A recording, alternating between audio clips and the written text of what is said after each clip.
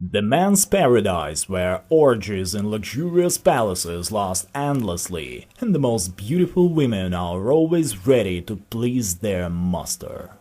Oriental passions, refined caresses, hot sultan's love. What was it like? What were love and sex really like in the East? Could eunuchs have sex with concubines? Is it true that wives there had the same rights as in Europe? And were there really sultans who were not interested in the harem at all?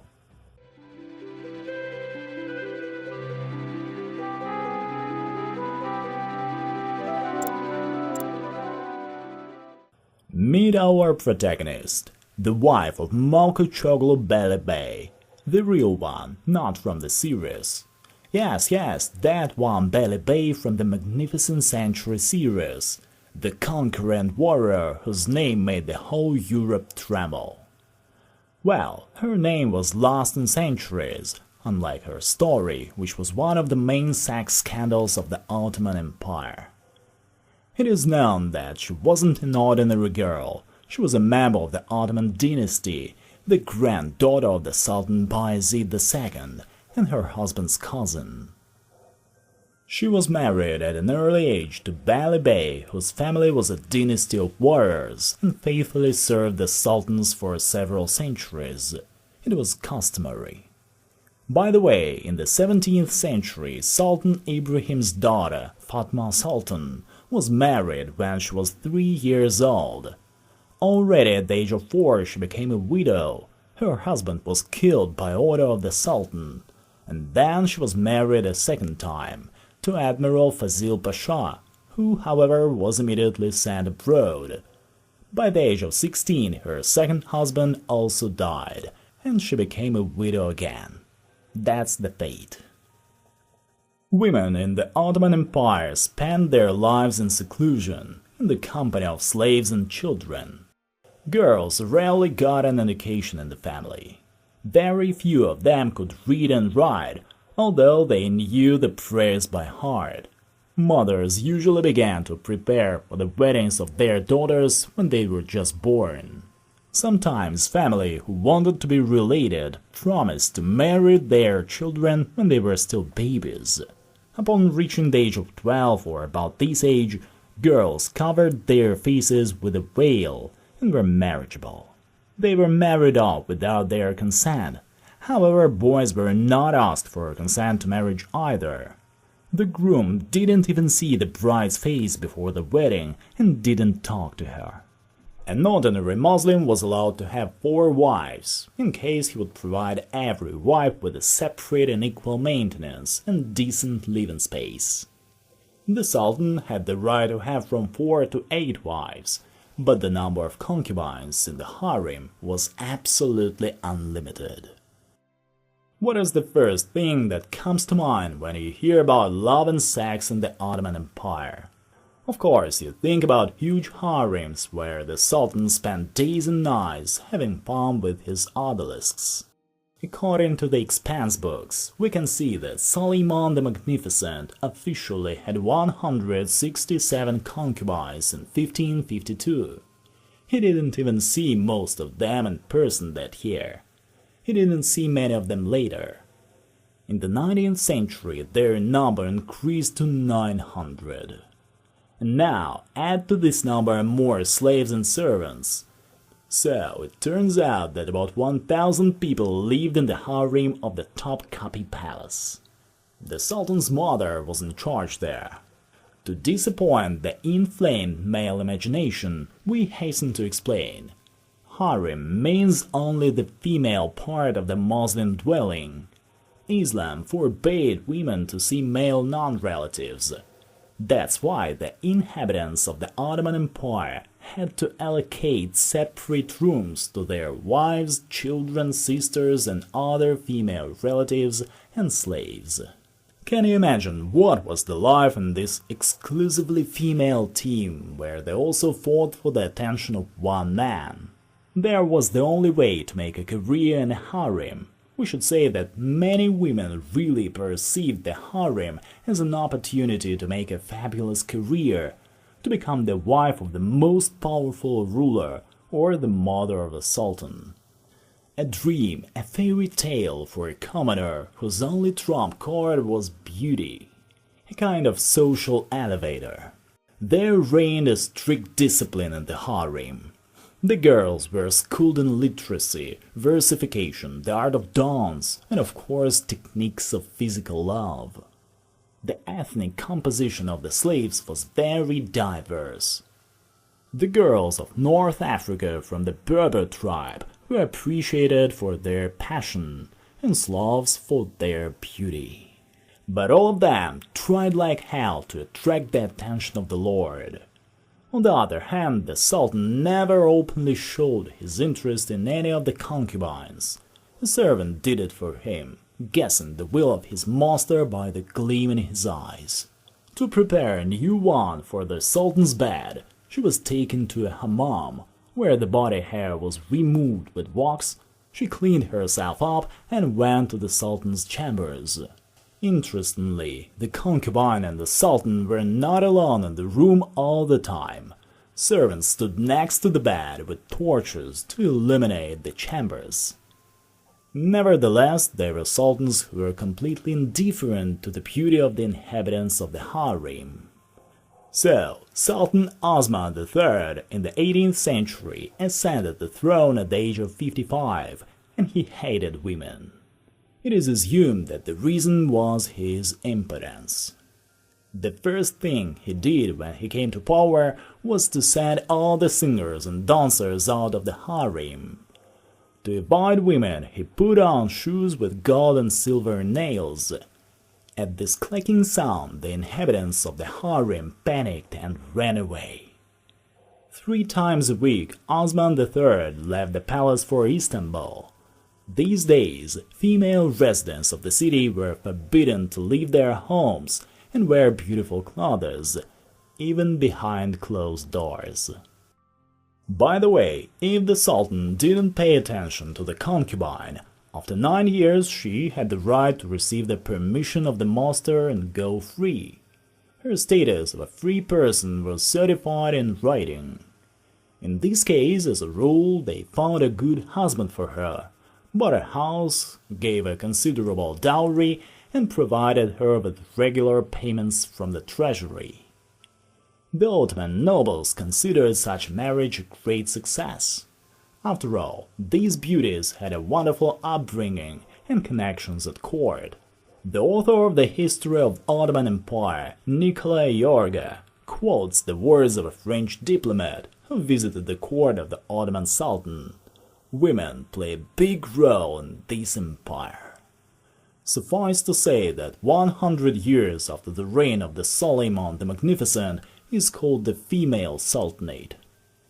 Although men officially sat on the throne, the inhabitants of the harem led the country for almost a century, not the wives, but the mothers of the sultans. The Greek Kasem Sultan, or Turhan Sultan, the mother of Mehmed IV, who was brought from Russia. By the way, there was a serious struggle for power in the harem between them. But let's return to our protagonist, who was married at a very young age to the famous Bali Bey. She didn't see her husband at all. He spent all his time in military campaigns and battles, like other men of his family did since the time of the Ottoman Empire's founding. One of the military companies, a Hungarian one, was the impetus for his further career growth. Well, our protagonist was sitting at home alone, surrounded only by slaves and very bored. She was a young girl, a noble one and very rich. But the most important thing was missing. She really wanted love. In fact, the Islamic civilization really had a completely different attitude to love and sex. In Christian Europe, they considered sex sinful, and love between husband and wife was allowed only for the sake of having children.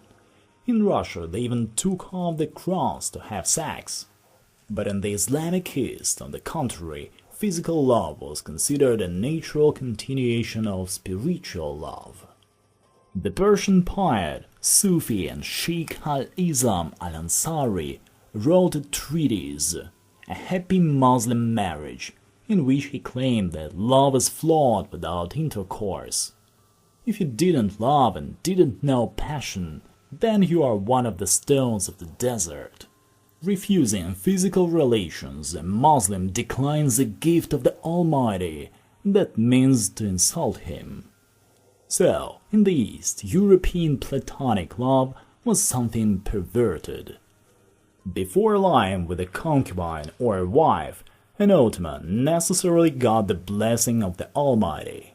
He wasn't afraid that he indulged in debauchery and demons were flying around as a Christian did. On the contrary, he knew that in bed he was doing the right thing, which also would help him escape hell on the Judgment Day. And if the result of this contact was a child, then his list of good deeds would be updated until the last of this child's descendants was alive. In the 18th century, such an attitude surprised Europeans who discovered the Ottoman Empire. They perceived it as a full approval of promiscuity. Europeans were shocked by the idea of harems. On the fashion wave, rich nobles got seraglios consisted of their less wealthy friends' daughters. The only thing is that orgies that became popular among the European aristocracy in the 18th century were impossible in the harems of the Ottoman Empire, because in fact there were many prohibitions and restrictions in everything about sex, and they had to follow them strictly. Any slave girl would rebel if the Sultan offered her to share a bed with another woman. In fact, modesty was encouraged in the concubines. Even their outfits were very close most of history, and the cleavage that actresses in the TV series Magnificent Century wore would cause rage of any sultan. According to European legends, when the Sultan entered the harem, the girls followed the sign of the eunuchs and began to dance in front of him until he threw a handkerchief to one of them. This Sultan's chosen one came to his bed at night.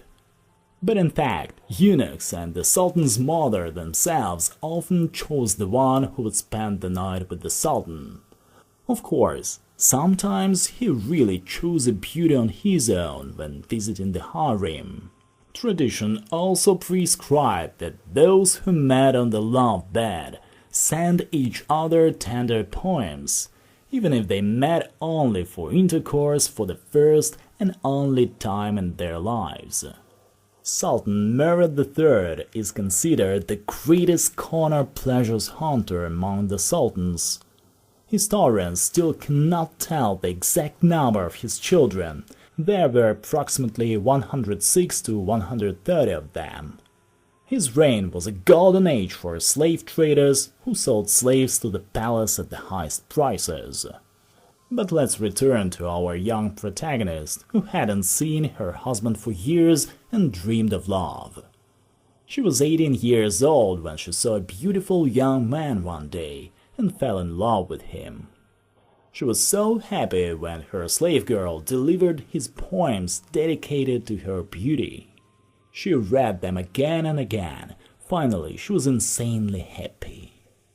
They began to send each other poems and notes. One day, a slave girl offered to take him secretly to her chambers. Our protagonist agreed, and finally they hugged and kissed. But at this moment the door opened and her husband's people, looking after her in his absence, broke into her bedroom. Together with her young lover, the unfaithful wife appeared in court before Cadi. Her servants and the same slave girl who helped her were brought to court too. One of Bali Bey's relatives, unable to stand the shame, executed her lover and servants right in court, in front of our protagonist, and she fainted. Well, what fate awaits our protagonist? Was she going to be executed too? No, because she is from the Ottoman dynasty, the granddaughter of Bayezid himself, and her husband is at war. She was released from punishment, but the young woman who had experienced the real tragedy couldn't stay there and left Skopje for Istanbul, where new severe trials awaited her. It's strange that she didn't divorce Bali Bey. After all, being Bayezid's granddaughter, she could dissolve the marriage without a trial, just saying 3 times, "I'm breaking up." By the way, that is exactly what the sister of Sultan Suleiman the Magnificent, Shahi Huban, did after her husband, Grand Vizier Lutfi Pasha, laid hands on her. After the divorce, he lost not only the status of the Sultan's son-in-law, but also the position of Grand Vizier, and lived out his life in exile. Gerard de Nerval, who traveled to the east in the 1840s, wrote, "A married woman in the Turkish Empire has the same rights as our wives, and can even forbid her husband to have a second wife, making it an indispensable condition of the marriage contract. Do not even think that these beauties are ready to sing and dance to entertain their master. In their opinion, an honest woman shouldn't have such talents." That's true. Marriage in Islam had no sacred nature, so it could be broken off, unlike a Christian marriage. But let's go back to our protagonist, who escaped to Istanbul after the trial and the death of her lover. She was trying to come to her senses and move on. Over time, her wounds healed and she focused on a handsome young man who sought her attention for a long time. He managed to reawaken her feelings and wasn't afraid to get into her chambers. The couple even had a daughter, of course the wife of a conquering warrior who had been on military campaigns for many years couldn't easily raise her daughter like that, and she settled the girl with a nanny. The poor woman hoped that no one guessed about her happiness. But the daughter of Shehzade Mahmud, one of the sons of the Bayezid II, accidentally saw Bali Bey's wife when she was pregnant. "Do you want your shame to kill all the daughters of the Ottoman dynasty? If our Sultan knows about even one of your disgraces, he will kill you and all those involved," she said, and spat in our protagonist's face. At that time, Yavuz Sultan Selim ruled, and his entourage trembled. Those who committed such an offense would lose their heads. But a woman in love couldn't give up her love even on pain of death, and continued to see her lover and the father of her child. The only ones who were allowed to enter the women's half of the house were eunuchs. But did castration really prevent them from having carnal relations with odalisques? Despite that the Sultan's doctor carefully examined the castrates, there are evidence of eunuchs' intimate relationship with the concubines of the harem. It was generally believed that they had no craving for the opposite sex, but it turned out that those of them who were castrated at a very young age could eventually awaken an attraction to women. Here is the honest confession of a eunuch. "Voluptuousness seized me and became stronger, because there were always the most beautiful women around. They behaved frivolously and didn't pay any attention to my presence. I could barely restrain myself from pouncing on their hands, lips, breasts. Then I realized that lust, but not love, was guiding me. There were enough attractive girls in the palace with whom I could do anything, but it would end badly, so I decided to get married." So much for the eunuchs. Meanwhile, our protagonist tried her best to hide her secret. She generously paid everyone who knew about her child, sent them expensive gifts, but the truth came out. Finally, the Istanbul Qadi found out about it. Qadi called her lover to court and sentenced him to be beaten with sticks and exiled to Edirne. There, her lover fell seriously ill, and died. When our protagonist found out what happened to her love, she went to Edirne, ordered his grave to be excavated, and sat next to him for a long time.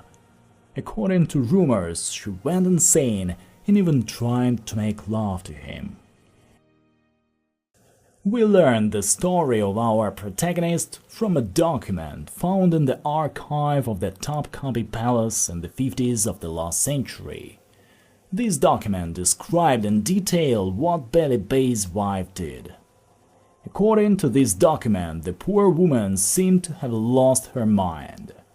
She returned to Istanbul, and her servants continued to deliver more and more young lovers. It never occurred to anyone to discuss her adultery, because she was a member of the Ottoman dynasty. However, there was someone who wrote an anonymous letter to Yavuz Sultan Selim. The letter mentioned the names of the Sultan's relatives who dishonored the family and all those involved. Unfortunately, the decision of the Sultan is not described anywhere. But after this letter reached the palace, there was no more news about the immoral granddaughter of Sultan Bayezid. However, history knows nothing about the other wives of the brilliant Bali Bey. Do like and subscribe if you enjoyed this story. Oh, and click on the bell so you get notified when the new episode comes out.